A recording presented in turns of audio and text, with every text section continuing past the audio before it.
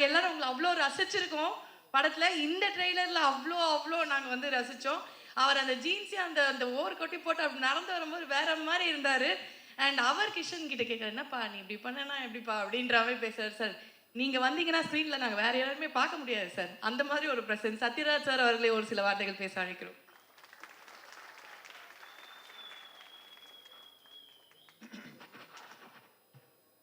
அனைவருக்கும் வணக்கம். Hi bro.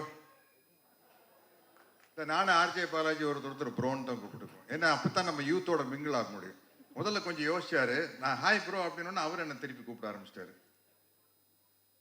அந்த மாதிரி ஒரு யூத்தான டீம். நம்ம ராஜன் சார் பேசும்போது சொன்னார், புரட்சி தலைவர் எம்ஜிஆருடைய அன்புக்கு பாத்திரமானவர் ஐஸ்வரி வேலன் அவர்கள். எனக்கு ரொம்ப நாளாக ஒரு டவுட்டு, இந்த ஐஸ்வரிங்கிறது எப்படி வந்தது எனக்கு தெரியல. கணேஷ் சார்கிட்டயே கேட்கணும்னு நினச்சிக்கிட்டு இருந்தேன். இன்னைக்கு கரெக்டாக ராஜன் சார் சொல்லிட்டாரு, ஐசரி நான் சரியானவன் இல்லையா. ஐஸ்வரி கணேசன் அவர்கள் வந்து ஐஸ்வரினா அவர் சரியான மனிதர் அப்படின்னு தான் அர்த்தம். சரியான மனிதனுக்கு உதாரணம் வந்து நிறையா உதவி செய்கிறது. அது உங்கள் அப்பா கிட்ட இருந்து நீங்கள் கற்றுக்குவீங்க. அவர் இருந்த இடம் புரட்சி தலைவர் எம்ஜிஆர் கிட்ட. அதனால வந்து அந்த வள்ளல் குணம் உங்ககிட்ட இருக்கிறதுல அதிசயமே இல்லை. வாழ்த்துக்கள். நான் இந்த 45 வருஷமா சினிமாவில் இருக்கிறதுக்கு காரணம் இந்த சிங்கப்பூர் சலூனுடைய முக்கியத்துவம் என்னன்னு எனக்கு தான் தெரியும். சிகை அலங்காரம் இதை வச்சுதான் 45 வருஷமா வண்டி ஓட்டிட்டு இருக்கிறேன். ஏன்னா ஒரு ஹேர் ஸ்டைல் அப்படிங்கிறது வந்து வாழ்க்கையில் அவ்வளோ முக்கியமான ஒரு விஷயம். ஒரு பிக்கு எவ்வளோ வேலை செய்யுது அப்படின்னு வந்து எனக்கு தான் தெரியும். ஒரு சின்ன ஹேர் ஸ்டைல் சேஞ்சினால வந்து அந்த முகத்தினுடைய ஸ்டைல் அப்படியே மாறிடும். புரட்சி தலைவர் எம்ஜிஆர் அவர்கள் ஆரம்பத்தில் இருந்தப்போ ஒரு ஹேர் ஸ்டைல் இருப்பார், சோஷியல் பிக்சருக்கு வந்தோம்னா அப்படியே மாறி இருக்கும். அதே மாதிரி ரஜினி சார் எடுத்துக்கங்க, ராஜாதி ராஜாலேருந்து ஒரு ஹேர் ஸ்டைல் மாறும். விஜயகாந்த் சாருக்கு அதே மாதிரி தான். அம்மன் கோயில் கடக்கால பீரியடில் ஒரு ஹேர் ஸ்டைல் இருப்பார். அதுக்கப்புறம் வேற ஒரு ஹேர் ஸ்டைல் வரும்போது அந்த லுக்கே டோட்டலாக மாறிச்சு. ராஜாதி ராஜாலேயும் பின்னாடி விஜயகாந்த் சார் வந்து ஒரு ஹேர் ஸ்டைலை மாற்றும் போது அந்த லுக்கே அப்படியே மாறிச்சு. அதனால வந்து அவ்வளோ முக்கியமான விஷயம் இந்த சிகை அலங்காரம். அதை பேச வச்சு படம் பண்ணுறது ரொம்ப நல்ல விஷயம். என்றைக்குமே ஒரு ஹீரோவுக்கு வந்து வெற்றிகள் வர வர சினிமாவில் வந்து அதை இன்னும் கொஞ்சம் பட்ஜெட்டை மேலே ஏற்றுனா தான் அந்த ஹீரோவை வந்து வேறொரு தளத்துக்கு கொண்டு போக முடியும். அதனால தான் வந்து அது ரொம்ப முக்கியமான விஷயம். நம்ம ப்ரோ ஆர்ஜே பாலாஜி பொறுத்த வரைக்கும் எல்கேஜி பண்ணார், அம்மன் மூக்குத்தி அம்மன், அப்புறம் வீட்டில் விசேஷம், ரன் பேபி ரன். அப்போ இப்போ வந்து இந்த படம், இந்த சிங்கப்பூர் சலூன் வந்து நிச்சயமாக இதுக்கு முன்னாடி அவர் பண்ண பட்ஜெட்டை விட அப்படி மேலே கொண்டு போகிற படம். ஏன்னா கிளைமேக்ஸில் வந்து அவ்வளவு கிராஃபிக்ஸ் ஒர்க் இருக்குது. இந்த கிராஃபிக்ஸ் ஒர்க்கை வந்து ஒரு டைரக்டர் வந்து கற்பனை பண்ணி சொல்லிடலாம், இப்படி சார் அப்படி சார் அப்படி சார் இப்படி சார்னு சொல்லிடலாம். ஆனால் அந்த சிஜி ஒர்க் பிரமாதமாக வர்றதுக்கு வந்து முக்கியமான காரணம் பணம். அது ப்ரொடியூசர்கிட்ட தான் இருக்குது. அவர் வந்து இந்த ஹீரோக்கு இவ்வளோதான் செலவு பண்ணலாம் அப்படின்னு எல்லா ப்ரொடியூசரும் ஒன்று மைண்டில் வச்சுருப்பாங்க. அதை தாண்டி செலவு பண்ணால் இந்த படம் ஜெயிக்கும் அப்படிங்கிற நம்பிக்கையை அந்த கதை உருவாக்குறது மூலமாக தான் அந்த தயாரிப்பாளர் வந்து செலவு பண்ணுவாங்க. அப்படி இந்த படம் வந்து ஒரு ஒரு பிரம்மாண்டத்தில் கிராண்டியரில் வந்து ஆர்ஜே பாலாஜி வந்து நிச்சயமாக அடுத்த கட்டத்துக்கு கொண்டு போயிடும். அதனால் வந்து இனிமே சினிமாவில் வந்து இந்த சவுண்டு இதெல்லாம் டெவலப் ஆனதுக்கப்புறம் நம்ம வாயிலேயே வண்டியை ஓட்டிகிட்டு இருக்க முடியாது, வாயிலேயே வடை சுட முடியாது. கொஞ்சம் பெரிய விஷயங்களை காட்டினாத்தான் முடியும். அப்படி இந்த படம் வந்து ஆர்ஜே பாலாஜிக்கு அமைஞ்சிருக்குது. இங்கே கூட நடித்தவங்க எல்லாருமே வந்து ரொம்ப ஜாலியாக செட்டில் வந்து நம்ம கலாய்ச்சி பேசுனதுக்கு அளவே இல்லை. அந்த மாதிரி ஒரு ஜாலியான டீம். அஃப்கோர்ஸ் சுகுமார் சார் நம்பித்தான் இந்த விக்கையை நான் வச்சேன் படத்தில். டைரக்டரையும் சுகுமார் சாரையும் வச்சு, சார் இது தெரியுமில்ல சார், தெரியாமல் பார்த்துங்க சார் விக்கு மாதிரி. ஏன்னா இப்படி ஒரு விக்கு செய்கிறது ஈஸி. இந்த படத்தில் பாருங்கள், நடுவில் வந்து டென்சிட்டி ரொம்ப கம்மியாக இருக்கும். அது கொஞ்சம் ஏமாந்தா வந்து அந்த நெட்டு எல்லாம் ஒட்டுனா தெரிஞ்சிடும். அது சுகுமார் சார் கையில் தான் இருக்குது. அந்த கேரண்டி சுகுமார் சார் கொடுத்தனால தான் தைரியமாக அந்த விக்கையை வைக்க முடிஞ்சது. அது பர்டிகுலராக இருந்தார் டைரக்டர், இப்படித்தான் வேணும் அப்படின்னு. நான் இதுக்கு முன்னாடி நிறைய கவுண்டமணி அண்ணன் கூட, தம்பி வெடுவேலி கூட, நம்ம தலைவர் மணிவண்ணன் கூட எல்லாம் சேர்ந்து காமெடி பண்ணியிருக்கேன். பட் நானே தனியாக ஒத்தையாக ஒரு காமெடி பண்ணி நடிச்சதுன்னா அது இந்த படமாக தான் இருக்கும். கிட்டத்தட்ட ஒரு இன்டர்வல் சீன் வந்து திருவிளையாடல் நாகேஷ் சார் மாதிரி, ஐயோ தனியாக புலம்ப விட்டானே அப்படிங்கிற அளவுக்கு நம்மளே பேசி நடிக்கிற மாதிரி ஒரு சீன். அதை வந்து தைரியமாக எனக்கு இப்படி ஒரு கேரக்டர் கொடுத்த டைரக்டர் கோகுல் சாருக்கு என்னுடைய மிகப்பெரிய நன்றியை தெரிவிச்சுக்கிறேன். ஏன்னா எல்லா விஷயமே வந்து டைரக்டர்கிட்ட இருந்து அப்ரூவல் வந்தால் தான் முடியும்.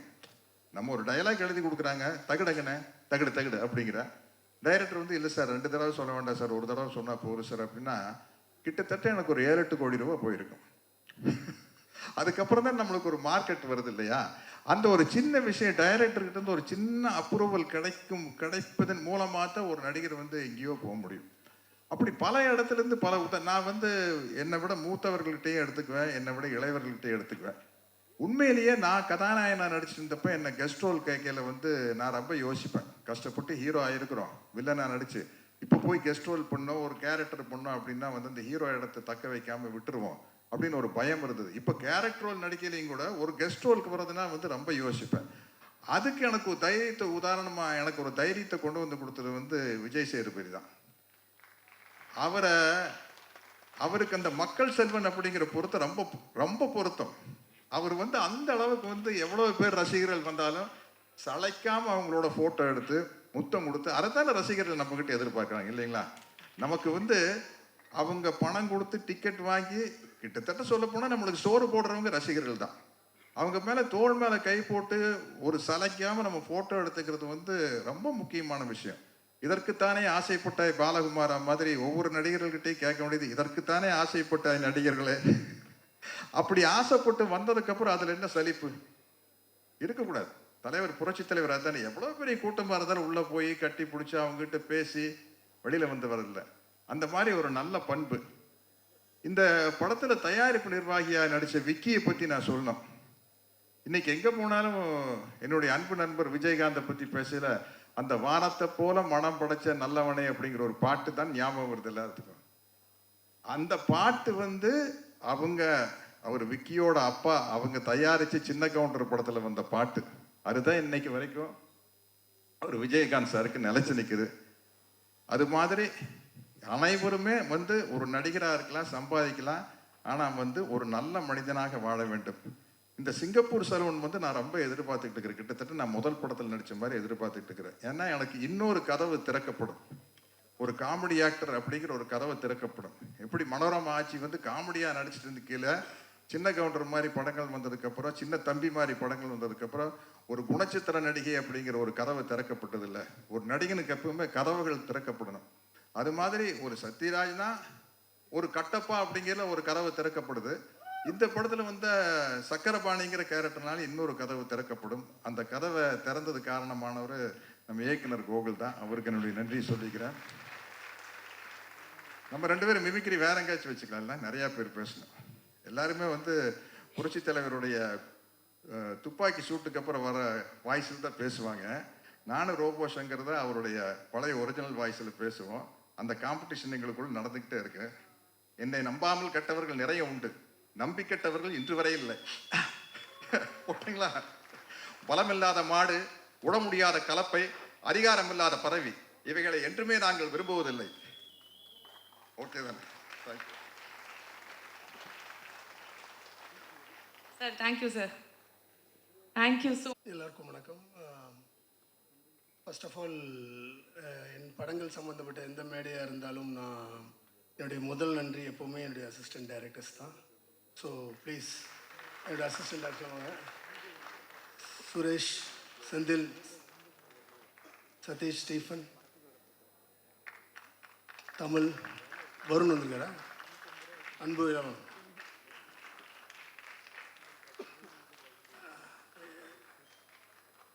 அண்ட் அமீர், என்னோட assistant screenplay writer Ameer கொடுங்க. ஓகே.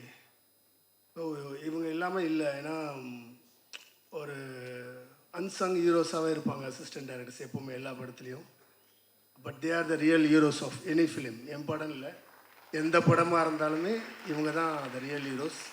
ஸோ இவங்களுக்கு ஃபஸ்ட்டு என்னுடைய கிளாப்ஸ். So thank you all.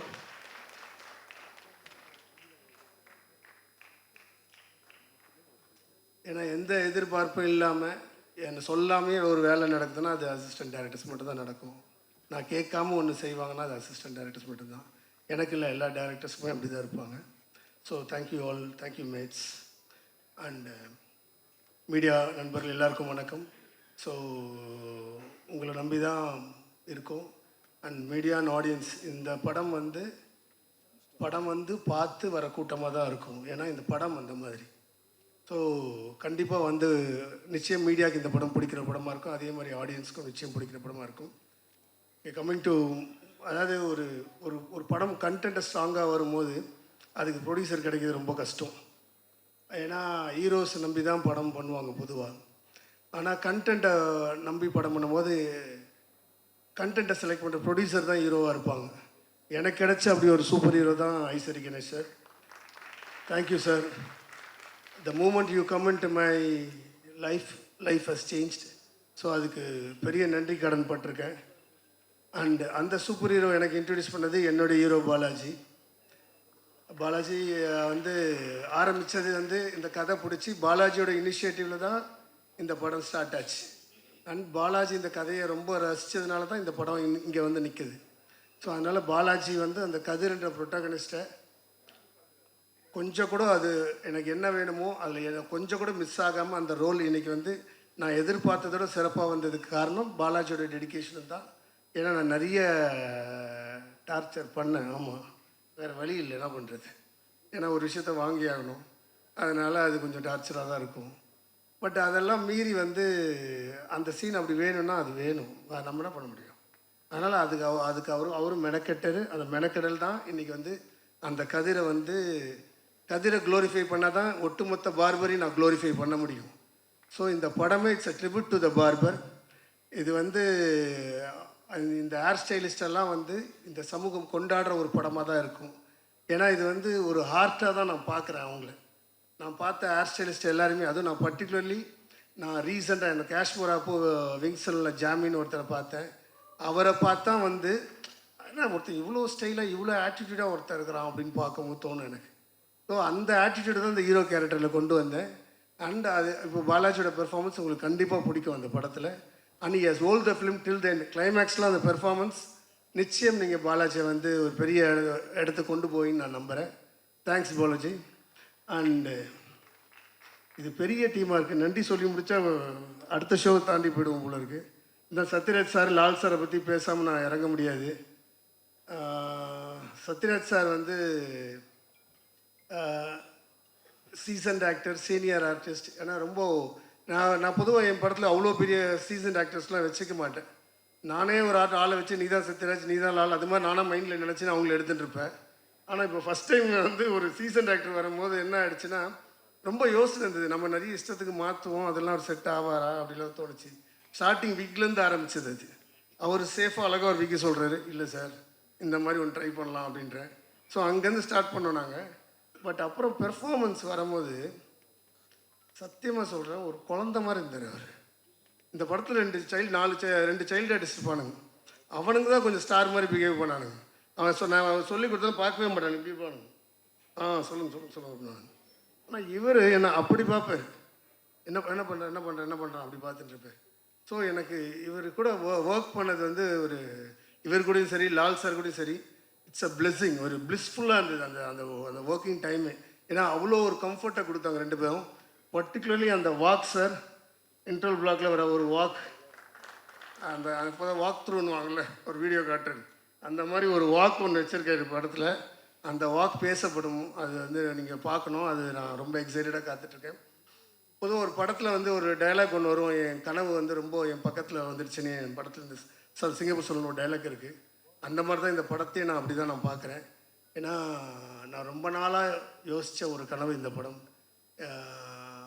லைஃப்பில் வந்து வாழ்க்கை வந்து அடுத்த நிமிஷம் என்ன மாதிரி அதிசயத்தை ஒழிச்சு வச்சுருக்குன்னு யாரும் சொல்ல முடியாது. அப்படி ஒரு மிராக்கலாக தான் சிங்கப்பூர் சொல்ல பார்க்குறேன். கொஞ்சம் பயமாகவும் இருக்குது ரிலீஸ் கிட்டே இருக்கிறதுனால. பட் அதெல்லாம் மீறி இந்த படம் ஒரு நல்ல படம் இது வரைக்கும் நான் எடுத்த படத்துலேயே தி பெஸ்ட்டுன்னு சொல்லுவேன். அதாவது உங்களுக்கு இதற்கு தானே ஆசைப்பட்ட பாலகுமாராக இருக்கலாம். பட் எனக்கு இந்த படம் ஒரு கம்ப்ளீட் சைக்கிள், எல்லா கேரக்டருக்கும் ஒரு கம்ப்ளீட் ஒரு நீட்டான ஃபினிஷ் உள்ள ஒரு படம் இந்த படம் தான். அண்டு ரோபோ சங்கர் என் செல்லம், என் டார்லிங், மிமிக்ரியா இது நான் ஃபஸ்ட்டு சொல்லிக் கொடுத்தேன், இப்போ அவர் எனக்கு என் வயசே சொல்லிக் கொடுக்குறாரு. அண்டு தேங்க்ஸ் சங்கர், ரொம்ப நல்லா பண்ணியிருக்காரு அவர். இதில் நிச்சயம் பாலகுமார் ஒரு பெரிய கம்பேக்காக தான் இருக்கும். அண்ட் கிஷன் இன்னொரு ஹீரோ, அவர் வந்து இந்த படத்தில் ஒத்துக்கிட்டதே பெரிய விஷயமா இருந்துச்சு. அண்ட் படம் ஃபுல்லாக இருக்க கிஷன், பொய் சொல்லாதீங்க வெளில கம்மியாக தான் இருக்குன்னா, படம் ஃபுல்லாக இருக்க கிஷன் ஆல்மோஸ்ட் அது பாலாஜி மேலே இருந்த அவரோட அஃபெக்ஷனால் அது நடந்தது. இல்லைனா மற்ற ஆள் வரமாட்டாங்க அந்த மாதிரி. அவர் படம் ஃபுல்லாக இருக்கார். அவரோட அந்த கேர்ள்ஸ் எல்லாம் யாரும் கவலைப்பட வேணாம், அவர் இருக்கார், படம் ஃபுல்லாக இருக்கார். இங்கே யாருமே கேர்ள்ஸே இல்லைன்னு யாரும் கவலைப்படாதீங்க, எல்லாம் ஒரே ஆம்பளைங்களாம் இருக்கும், வேறு வழி இல்லை. ஆனால் படம் அப்படிலாம் இல்லை. ஸோ படத்தில் அழகான 2 கேர்ள் இருக்காங்க. So you can enjoy that. And தலைவர் Vijay sir, thank you so much sir. ஏன்னா ஒரு பிரதர்லியாக அவர் கூட இருக்கும் போது நிறைய விஷயம் டிஸ்கஸ் பண்ணியிருக்கோம். அதில் நிறைய எனக்கு எவ்வளோ சொல்லி கொடுத்துருக்காரு. Thank you so much sir. Vijay sir, thanks for coming. Vivek Mervin, இந்த படத்தில் ஒரு 2 சாங் தான் தேவைப்படுது கதையில். அந்த 2 சாங்குமே வந்து 2 எக்ஸ்ட்ரீம், ரெண்டுமே 2 ஜேர்னலில் இருந்தது. அந்த 2 ஜேர்னருமே வந்து எனக்கு பிடிச்சது இந்த மாஸ் சாங்கை விட இன்னொரு லால் சாருக்கு ஒரு சாங் இருக்குது. அந்த சாங் வந்து ரொம்ப பியூட்டிஃபுல்லான ஒரு சாங், ஒரு ஃபைனஸ்ட் மெலோடி. அது கண்டிப்பாக அவங்க எல்லோரும் ரசிப்பீங்க. அந்த லிரிக்ஸ் எழுதுகிற உமாதேவி அண்டு ஹரிவு 2 பேருமே எக்ஸல் பண்ணியிருக்காங்க இந்த படத்தில். And coming to my darling, என் தலைவன், என் நண்பன், என்ன சொல்கிறது, விஜய் சேதுபதி. நீங்கள் ஒரு 2 நாள் முன்னாடி நைட்டு ஃபோன் பண்ணேன், விஜய் இது மாதிரி எனக்கு ஆடியோ லான்ச் இருக்குது, கண்டிப்பாக நீ வரணும் அப்படின்னு. கண்டிப்பாக வர முடியாது அப்படின்னாரு. ஏன் அப்படின்னு, இல்லை அன்றைக்கி ஷூட்டிங் இருக்குது, ஒரு முக்கியமான ஒரு டேட், ஒரு ஆர்டிஸ்டோட டேட், அது மிஸ் பண்ண முடியாது, தப்பாக நினச்சிக்காதீங்க அப்படின்ட்டு ஃபோனை வச்சுட்டாரு. நானும் அது பாரு வரல பாரு அப்படின்னு ஒரு சின்ன கோவம். சரி சொல்ல யார்கிட்டையும் சொல்ல, அதோட ஃபோனை வச்சுட்டேன். திடீர்னு நீங்கள் உட்காந்துட்டுருக்கே இப்போ வர்றாரு அவர். அதான் என் தங்கம், வேறு என்ன சொல்ல முடியும். அதுக்கப்புறம் ஒரு ஃபோன் கால் பண்ணல, அவரும் ஃபோன் கால் பண்ணல. ஆனால் புரியும், இல்லை அவனுக்கு டைரக்டர் கோகுலுக்கு இது தேவை, நான் போகணும், எனக்கு ஒரு பிரச்சனைனா முதல்ல வந்து நிற்கிற ஒரு ஆளாக இருப்பார். ஸோ அது எதுவாக இருந்தாலும் சரி, அது என்ன விஷயமா இருந்தாலும் will be there for me. So thanks சொல்ல தேவையில்லை, பட்டு தேங்க்ஸ். எடிட்டர் செல்வா, பாலாஜி தான் இன்ட்ரடியூஸ் பண்ணார். நம்ம படத்தோட அவரும் பிராண்ட் அம்பாசிடர் மாதிரி தான் இருப்பார். அண்டு ரொம்ப ஸ்டைலிஷான எடிட்டர். படமும் அதே மாதிரி தான் ஸ்டைலிஷாக கட் பண்ணியிருக்காரு. தேங்க்ஸ் செல்வா. செல்வாவோட அசிஸ்டன்ட் ஆம்ப்ரோஸ்னு ஒருத்தர் இருப்பான், அவனையும் நான் கூப்பிட்டுக்கணும் என் அசிஸ்டன்ட். ஆக்சுவலாக ரொம்ப டெடிக்கேட்டடாக ஹார்ட் ஒர்க்கிங் பண்ண பையன். And Rajan sir, thank you so much sir for coming. சுகுமாரை நான் அசிஸ்டண்ட் டைரக்டர் இருக்கும் போதே வந்து சுகுமார் வந்து ஸ்டில் ஃபோட்டோகிராஃபர், அப்போத்துலேருந்தே 2 பேருக்குமே தெரியும். ஆனால் ஆரம்பத்துலேருந்தே சுகுமார் தான் வந்து சொல்லிகிட்டே இருப்பார், நீங்கள் நடிங்கன்னு சொல்லுவார் என்ன. ஆனால் அது ஆப்பர்ச்சுனிட்டி கிடைக்கவே இல்லை எனக்கு. பட் சுகுமார் வந்து